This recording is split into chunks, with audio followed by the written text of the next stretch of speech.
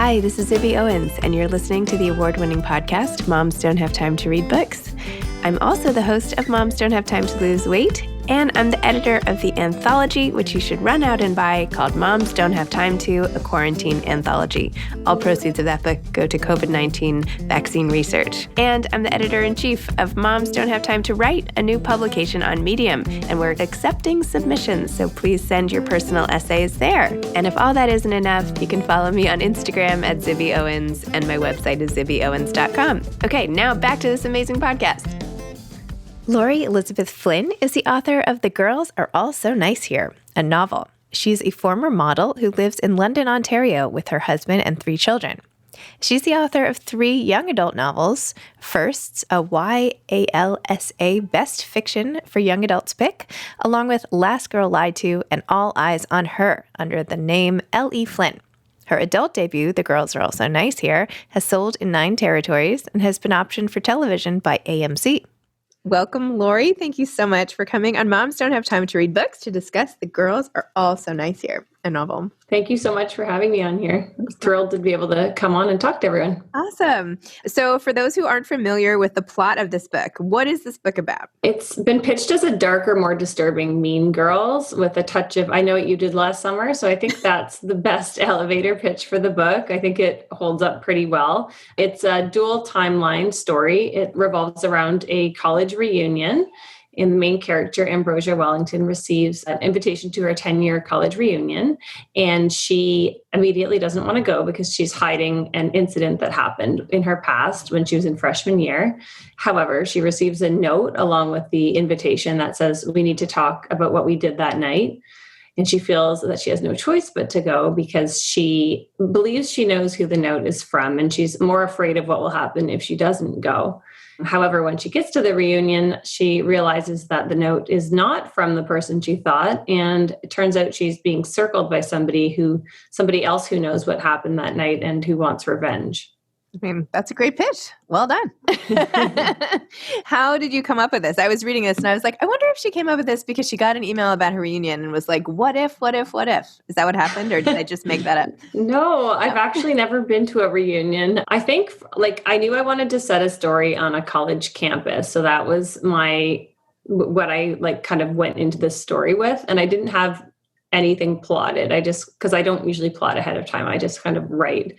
So I kind of had this idea for a reunion as the perfect framework and having the 2 timelines, each set at the same campus, but with largely the same cast of characters, but with sort of different outcomes and having those secrets from the past fuel what's happening in the present and have these reveals kind of peel back.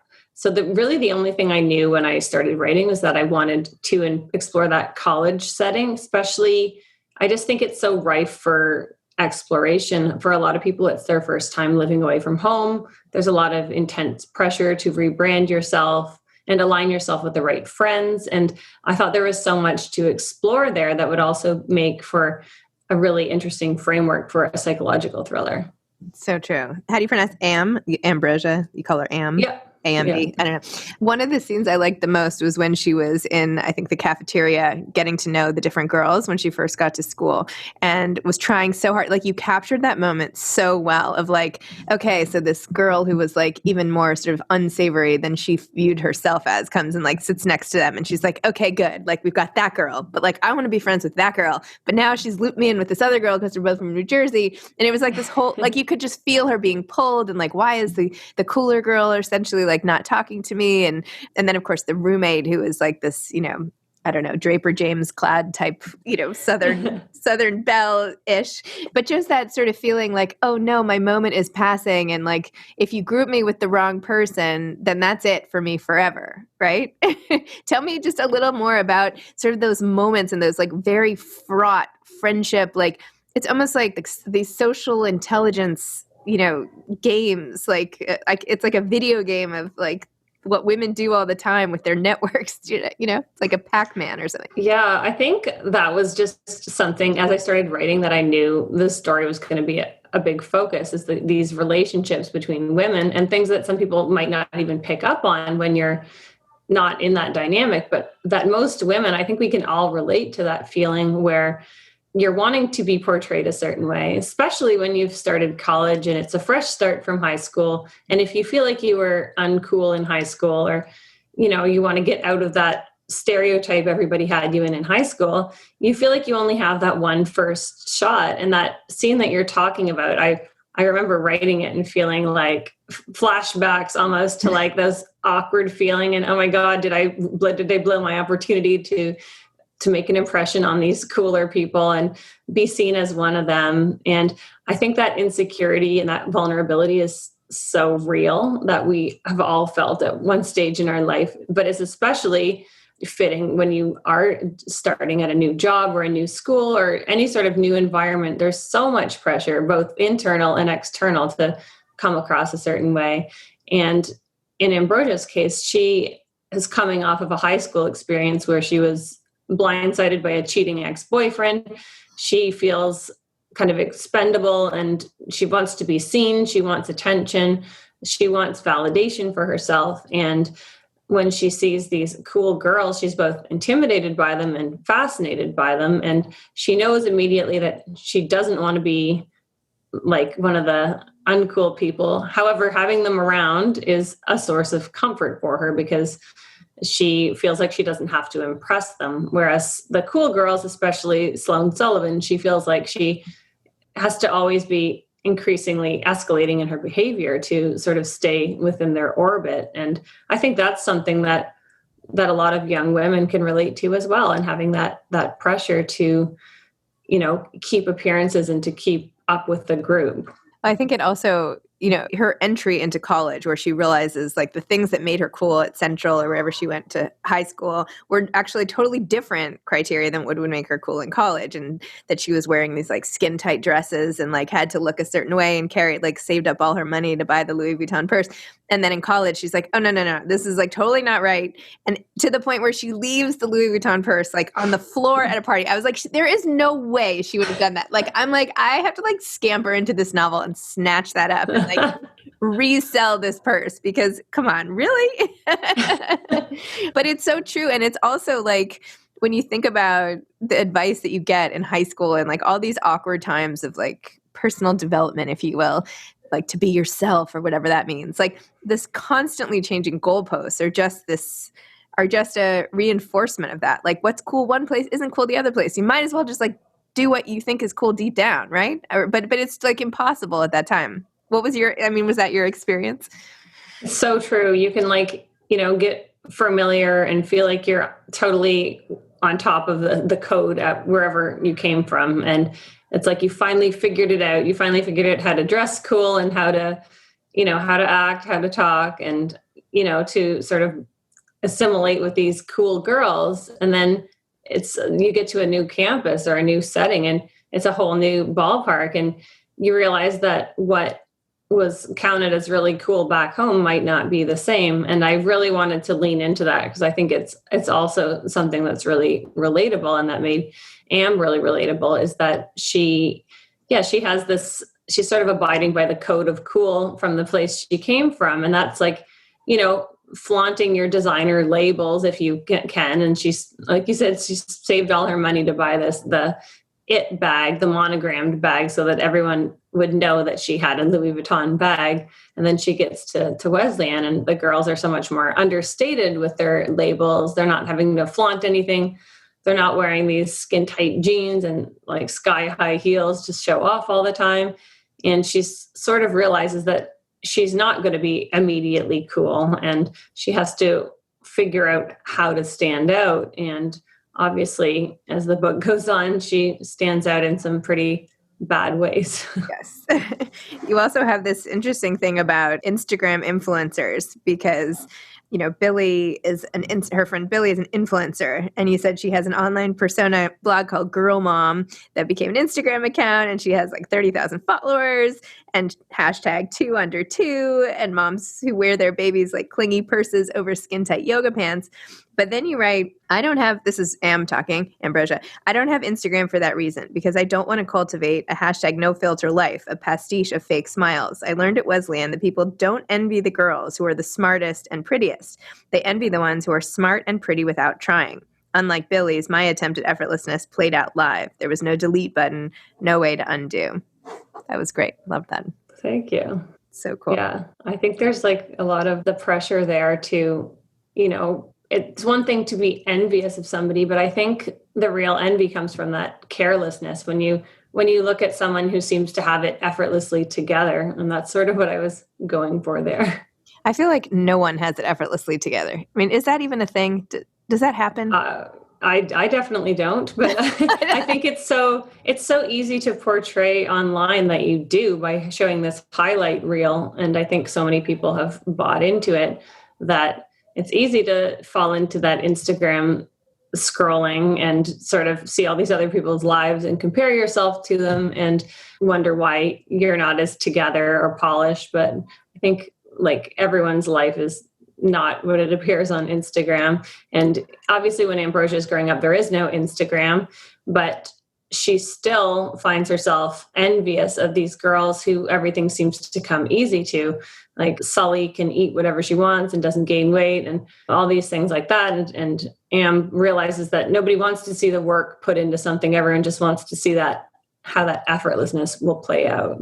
I've spent so much time thinking about that whole concept of being able to eat whatever you want and not gain weight. I feel like I've changed that in my head so many times because I've sort of like, always had this like battle with pounds and whatever else. And, when I was like deep into like Weight Watcher land, I was like, oh, I can eat whatever I want and not gain weight because I want different things. Like it's the middle word. It's like what you want has to change. And then you can eat anything. And now I'm like, I can eat whatever I want and not gain weight because I weigh like so much more that like now basically I can maintain, but like look where I am. So I don't know. I've spent a lot of time with that phrase in my head. Yeah.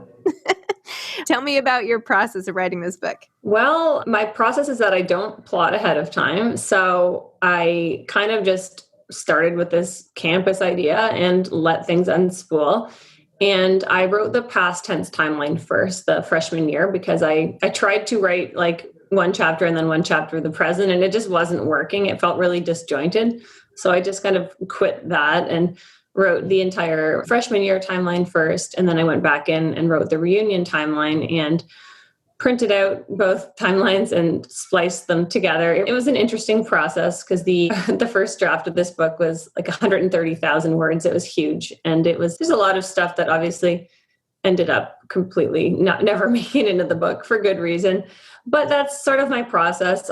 My first drafts tend to be kind of bulky, but I think it's just because I'm getting to know these characters and some of the scenes I'm writing even as I'm writing them, I know they're not going to make it into the book, but it's sort of just allowing me to get into their headspace. And once I sort of was able to figure out what needed to be deleted and what wasn't important to the plot or advancing things, I cut that out. I remember physically having piles of papers all over the floor and like multiple piles so I could one for each chapter and kind of trying to put them together in an order that made sense. And then going back in and finessing it from there. And that was the process. It certainly wasn't glamorous. It was it was a lot of finessing and trying to figure out what scenes needed to go where and what reveals from the past would inform the present. And so the timing had to be right.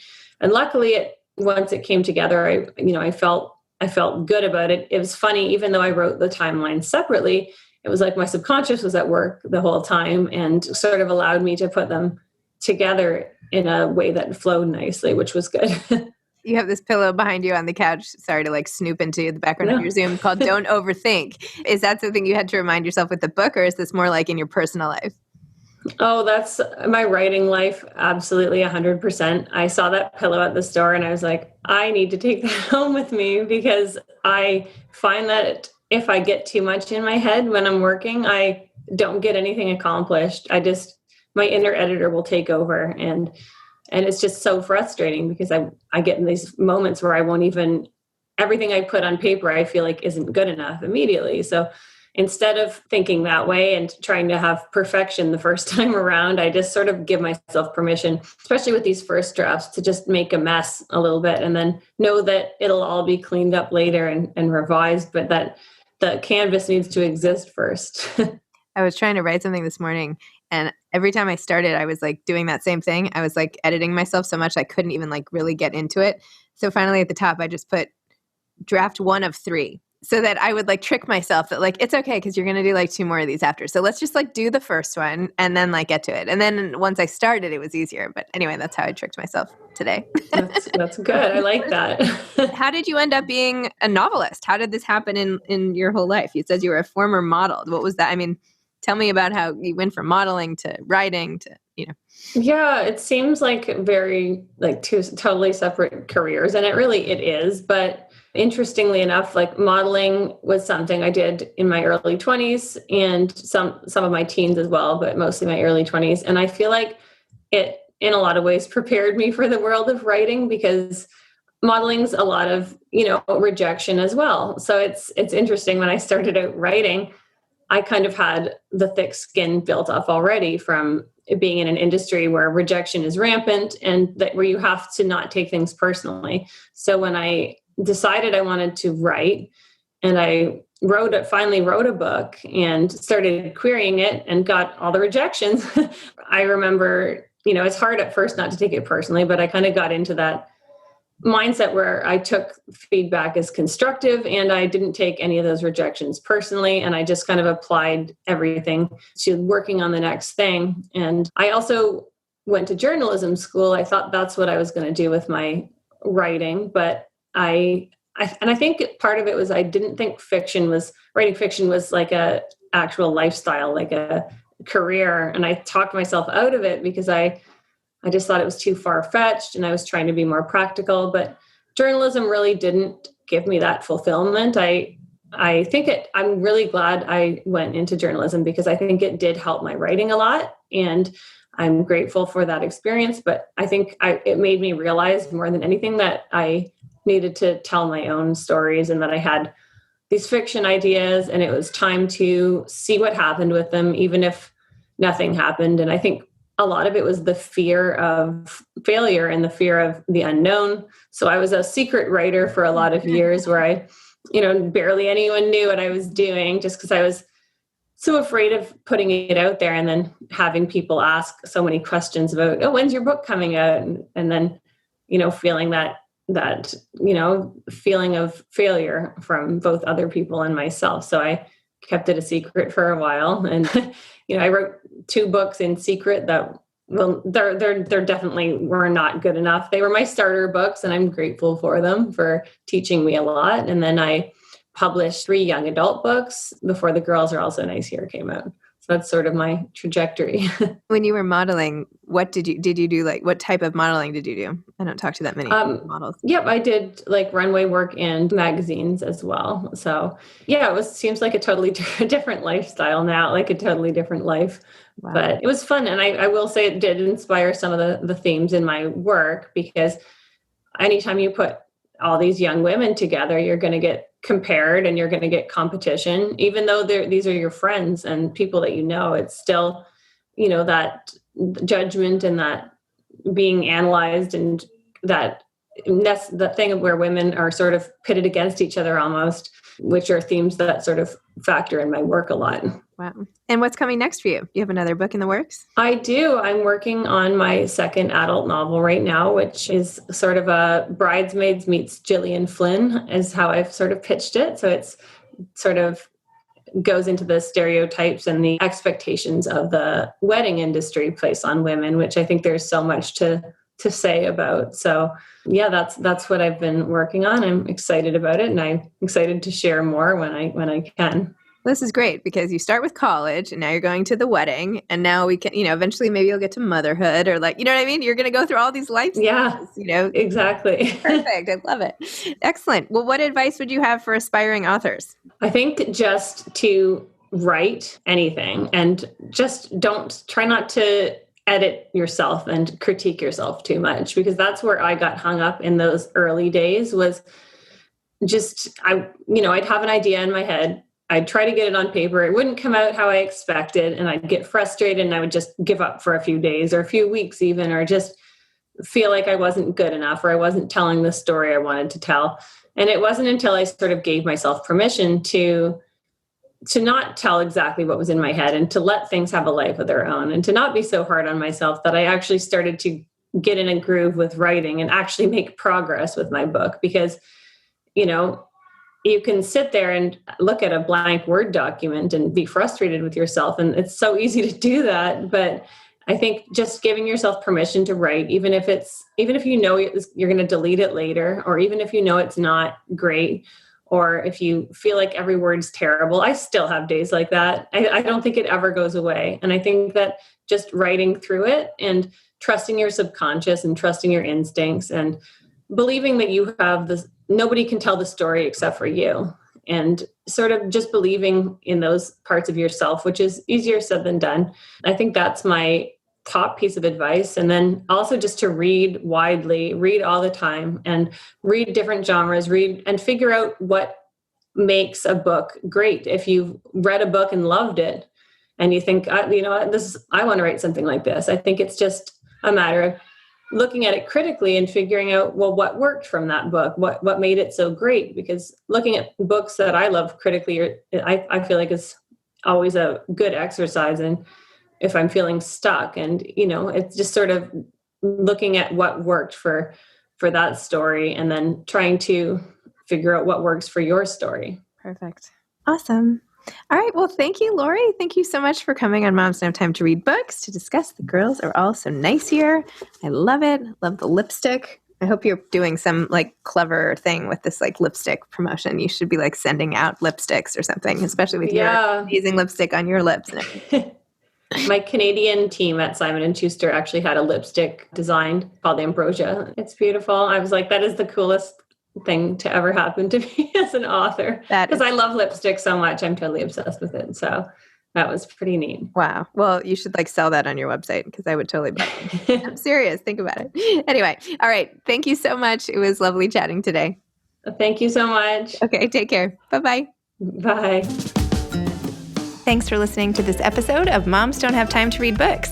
Don't forget to follow me on Instagram at Zibby Owens and at Moms Don't Have Time to Read Books. Also sign up for my newsletter at zibbyowens.com and sign up for my virtual book club and meet lots of authors on Zoom every other week. Thanks so much to Steve and Ryan at Texture Sound for the sound editing. And thank you to Morning Moon Productions for providing this fantastic intro and outro music.